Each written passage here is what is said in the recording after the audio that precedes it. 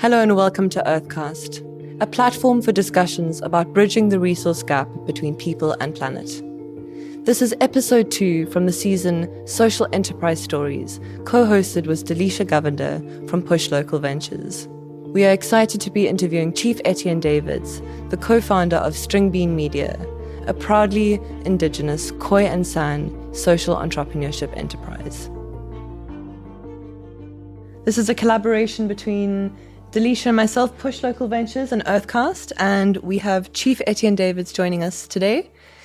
And I'm going to open up the floor and we're going to have a really gentle, considered discussion. You're more than welcome to send questions through, but we will deal with them in the Q&A afterward. So Etienne, the floor is yours. Oh, lovely. My name is Etienne. Thank you so much. It is lovely to be here. To all of you that are watching at home, even the ones that are watching this afterwards. It's wonderful to share the space with you and to have this moment, because that's the thing that we truly only really have. So it's great to hear that I don't know, I think I'm a husband, I'm a father, I'm a traditional leader of the Khoi or Kwekwe and Kam people. I'm a social entrepreneur with a vision of being able to impact the world positively through creation and connection and conversation so that we can reduce all the suffering, or at least as much as we can, and increase kindness. And all of that is just like part of what I myself tried to package when I live to serve not only my family and my people, but as a custodian of nature and of the people. It's something that resonates beyond just who I think I am, because it's not about me, and that's what's phenomenal. So all the other stuff is like a really nice way of being like, oh, yeah, that's a nice chocolate, and then you're just like, it tastes so good, I love it. Yo, consumerism and gluttony. I know, right? That's a good title for a podcast. That is phenomenal, right? Good clickbait. Yeah, good clickbait. wow. I can even hear the jingle already. Yeah, consumerism and gluttony. Wow. Yeah. So Etienne, maybe I should ask you the same question that I asked Ntabi as well. Yes, please. And that is, if you would like to share, what does your name mean and what does it mean to you, and has it perhaps synergistically influenced where you are now? So my name is Etienne. That's 1 T and 2 N's and an E at the end. My mommy made very specifically sure that it is spelled the French way. So it is Etienne. That is actually how you are pronouncing my name. Chief Etienne. It's Chief Etienne, which is also meant to be for Stefan, which means crown. So my name my mom gave me because she loved the Afrikaans writer.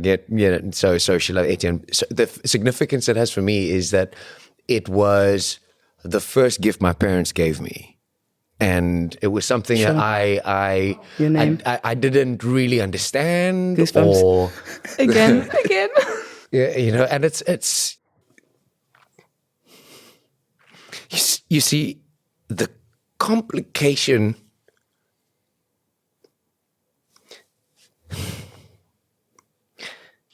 The complications we find when we navigate our identity is rooted in a history of sometimes forgotten people. People that, for lack of a better term, were marginalized and hunted down and haven't been recognized. And a lot of us, we know that we talk about the Khoi San and we talk about the Khoi and the bushman, but we forget something that we all understand, is that it's the first people. They had to come from some. And knowing that my name was gifted to my parents, it's like, despite whatever it is that happened, they took time. They were like, even when I ask my mom, like when I hear her tell the story about my birth and like finding out, like, guess what, you're young girl, you're going to be a mama. It's phenomenal to think that you'd still take the time to choose what your child's name would be. So I think it's deeply rooted in my duty in service of those before me, because they selflessly, even though but I didn't choose my name, I didn't choose my religion, I didn't choose my circumstance, they forced me to do that stuff, bro. It's like, you need a name. It's like because that gives it acknowledgement. You recognize it. It almost becomes real. I mean, I find it difficult, especially, like I say, it's complicated when we talk about our relationship with our parents, because it's still so deeply rooted in our history of where we come from.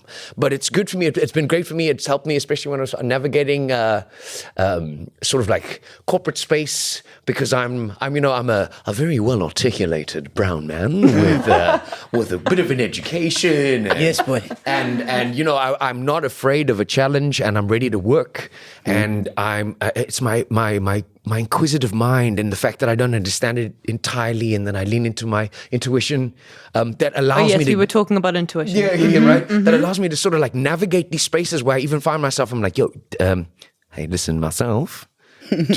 what are we doing here?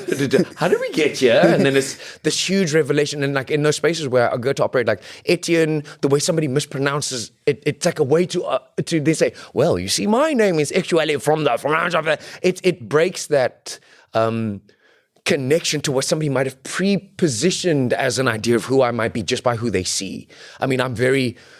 for those on The View, they can see, like, if you would have to see me, you would probably imagine on the podcast, to help you understand visually, it would be like, you'd understand if I was sitting here and you'd be hearing me speak.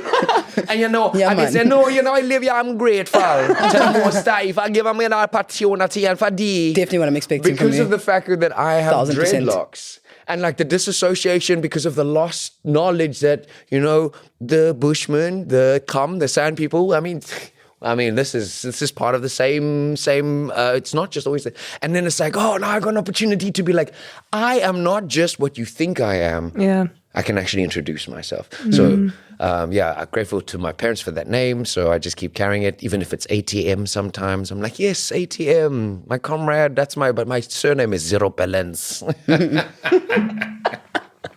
Yeah. Okay. Sure. Etienne, it's always lovely being in spaces with you. I've been gifted with few, but many, I think, opportunities. If I think about it in a short time span, you're a very busy man.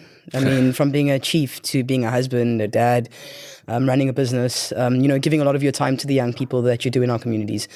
I want to know, what is it that you're busy doing with all this free time that you have? There's lots of free time. All this incredible free time, just sitting here twiddling my thumbs, being this. Yeah, and I mean a part-time comedian as well. That's also, dabbling there, a little bit of that, just kind of like keeping the creative juices flowing. Of course. What is your core focus right now? What are you busy working on? What is your key thing that wakes you up in the morning? The one thing that has me traveling all the way. Fists are clenched right now, guys. Right, like even right now, I feel like my butthole is puckered. It's like I'm tense. Yeah. It's you're like the weirdest chief I know. Right? I know because like I know most people expect like this Rafiki kind of guy. It's like yes, and when you eat baked beans, be careful, don't trust your fart. There's like supposed to be some fortune cookie. But I am the way my creators made required me. You to be. I am the way that all the mistakes that I've made, all the victories I've won, all the times I've knocked my head, all the nuances of the avatars I had to use to navigate the social spectrum of just life in general from school or whichever, regardless of what others thought about it, and still try to understand like the most important question, like, okay, besides like why, who am I, like what is the point of me being here, man? Like, so my main big thing at the moment, and it's the project itself is something that gets me super excited because of the impact it has, but it forms sort of like part of not only an individual or personal dream that spans over almost like from the moment I overstood things, not just understand things, but like overstood things from a conscious point of view. It is mine, so many others, real people's dream, and it's a micro city, an indigenous micro city that's self-sufficient, self-sustainable, that's built on ancient principles and ancient knowledge, that has a net zero carbon footprint, and that has the proof of the ability of us being able to work and live in a community that is healthy and that's driven by the needs of the many being more important than the needs of the few, because at the end of the day, my one role as a husband does not make my role as a father any less important, and me being a chief does not make me any less of an important member of a community. Absolutely. And I think that's something that we are always striving for is to find that action. That's the thing that we miss. It's like, okay, we have brilliant thinkers and we have great ways of dreaming, because I also believe that everything starts in the thought realm.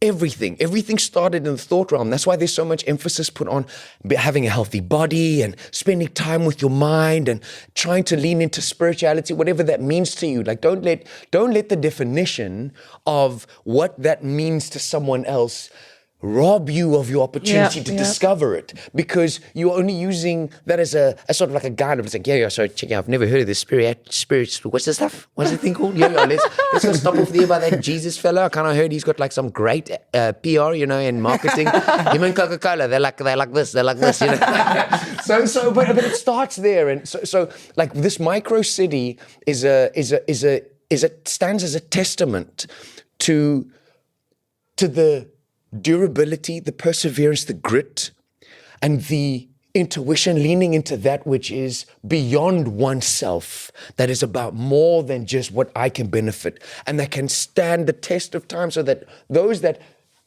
have the shade under the tree and pick the fruits, we haven't even thought of or can't even imagine, because they haven't even had their turn yet. They're still standing there. It's like, go build that thing there out there on the west coast, there in the middle of this ancient Khoi tribal kingdom, right over the hills of an ancient ancestral kraal. Yeah. This is like the energies are just in alignment, and everything is just working together to prove to the world, and not only to the world, but to all of us, flesh and blood human beings, spiritual creatures having a human experience, that it's not a dream, it's not just a plan.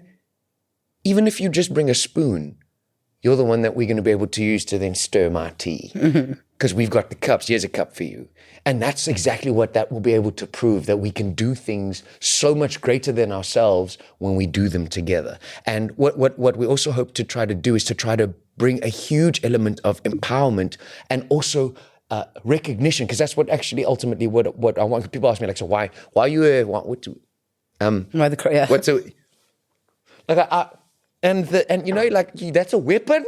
You can't have a. Currently, Etienne is referring to his crown. Right. Yes. It's like, sorry. All the podcast people are like, is there something wrong with the audio thingy? So I have an Afrikaans is called a kiri, or what my daughter refers to as my superhero staff.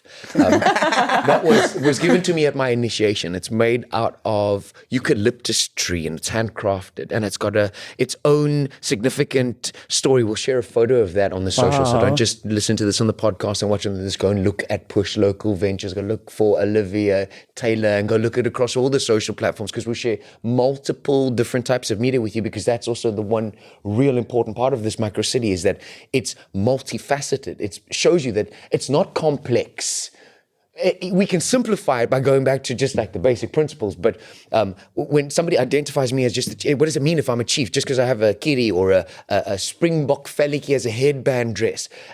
That is only one portion of it. It sparks a conversation. I can tell you about what that means, what it means to be a Khoi chief, what that actually means to me, what it means in terms of history. And that opens up an opportunity to then share living knowledge that sometimes is obscure or lost, or maybe even not really as freely available. So that's why I was also saying I'm so grateful for this opportunity, because it's not a platform, so to say, to share it, but to start a conversation, so we can be like, okay, I'm not too sure. And that's what makes it great. And I think that's also why the creator made me the way he did, because he knew I was going to be like bumping into people from all walks of life to just remind them, you are my sister, you are my brother. We are united under one sky, and we only have one planet. There's no planet B. And the way we are doing things right now might only be beneficial, or we can find reasons for them, but it doesn't mean that that's the only way. Doesn't mean that that's we can we can really start attempting to look at that. And that's what this project is aiming at, to say, look, we might not have much, we might not have a lot of, but we can rely on those gaps being filled by the universe, because that vacuum of who will be filled, because that person will be called. She'll be called from wherever it is, all the way from Pretoria, outside there in Gauteng, to come out here and birth not a dream of her own, but a liberation of a generation. To then understand that you can be self-sufficient. It's not some buzzword. It's not just something that you use to stamp on a thing. It's like, yes, we have now been able to save so much from our... We're not trying to... We need to move beyond the pageantry of naming things and the association to titles, and start doing the work. So that's, to answer your question, this micro city, and I'm not meaning to put any feathers in my hat, but this micro city is going to be the future of the best quality living of the entire human being on a communal space that is in balance with nature. And it's an example, not to say, this is the way we need to do things, so that we can then say, hey, maybe as an alternative, let's have a look at this sustainability and self-sufficient, eco-friendly. So it's tangible, and you can see people aren't just benefiting off of this. It's becoming an enriched life experience. Thank you. Sure. Both of us, Delicia and I, are both looking a little overwhelmed. I teared up. It's been a wild ride. Unfortunately, we have to bring it to a close. We will have another opportunity to hear Etienne speak again. But before we close the session, I wanted to ask, or first say what an incredible privilege it's been. But if...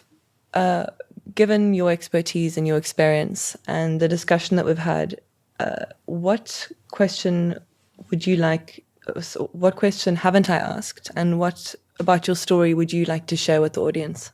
So I kind of, the book comes out. I did a bit of, the book just came out, a notebook. Yeah, right, like the neurospiciness was just like too much, and I had a bit of background check-in, and I went and I had a look, and I out of respect for your show as well, I kind of prepared myself. So I wrote like a bunch of questions, but I chose one that I know that I'd like to, that I would have liked to ask, and it's so phenomenal because it ties into what Ntabi was saying, and it's also something that I think that ties into a lot of conversations I think we need to have across the globe, and it's what part of your experience? So what part of my experience in my culture, in my ethnic group, or my racial classification, or in my trade, or in my industry, whichever group I fall into, don't I hear being talked about in the mainstream, and why I think that is?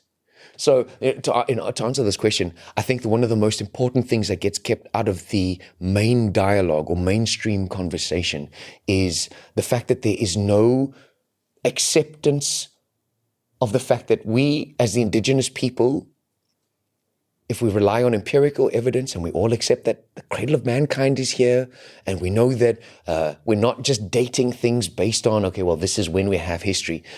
If we can move past this idea that authentication only comes from, or verification of something being authentic only comes through these systems that exist, we can get to a point where our oral history, the stories of that help you understand that, okay, when we say that the Khoi tribe in the Khoi or Khoi, out of the two distinctions, out of the same, the Khoi and the San, out of the same Kam nation, is the largest kingdom and the oldest kingdom.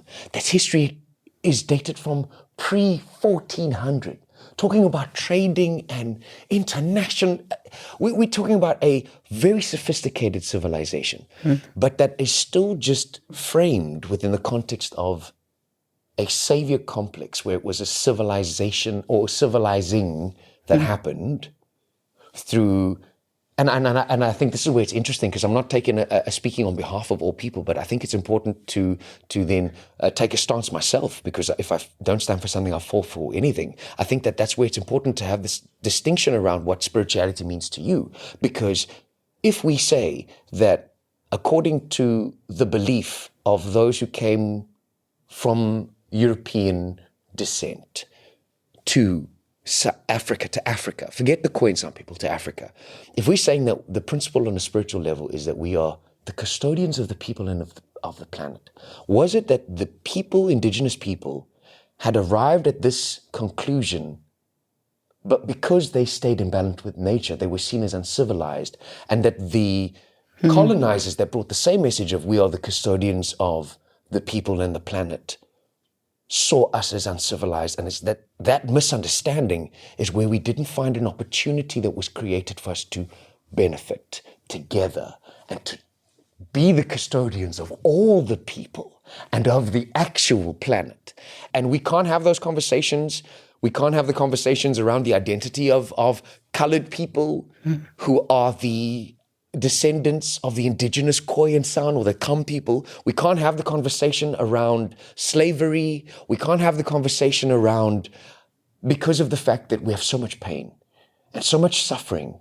So we need to first get to a point where we ourselves understand we are going through the fire so that we can express that pain, not to complain about it, but so that we can air it and we can accept it, observe it, and respectfully put it to bed and leave it in the fire and walk out of there pain-free, so that the guilt will stay behind and we can address the other elements of how we can live together in unity. And once we get safe spaces, and especially from ourselves, from our own, where we decide to do this, to air that pain and to share it, not as a vulnerability but as an opportunity to move forward. Oh my goodness, let me tell you how fast we will move, because the way I've seen it, and this is only speaking to my experience, colored people, we live in pain because we've forgotten that we come from the Kam. We've been programmed to deassociate ourselves from the First Nation. And that pain is so deeply rooted within our DNA that it's generational trauma that keeps allowing us to think we function, but just to have survival mode. And I think if we can work through that, together as a united human species, you won't be able to stop us, Cletus. There ain't nothing we can't put our minds to accomplish. I'll tell you that truthfully. I appreciate it. Wow. Thank you so much for the history. And just for the listeners who aren't South African and don't have context, coloured has a very specific meaning in South Africa. And maybe Etienne, you'd like to elaborate on that.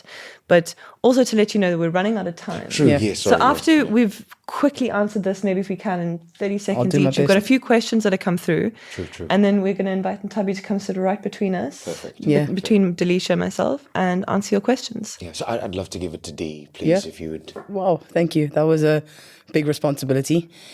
Cool. 30 seconds. The colored word is a bastard word, so it's basically the same as saying or I guess in this context, and I'm going to be very intentional about using these words because it literally means the same thing in our context. That was bestowed upon us during the time of colonization. So the word colored was previously known as hot knot. Colored is a translation from a Dutch descendant word of hot knot, and we were ultimately the mixed race between, well, in their opinion, the mixed race between the Nguni tribes that were here, the Xhosa, Zulu, etc., and then your kind of Indonesian and Dutch descendants. Our perception of colored is that we are the First Nation tribe, that label was just given to in order to delegitimize,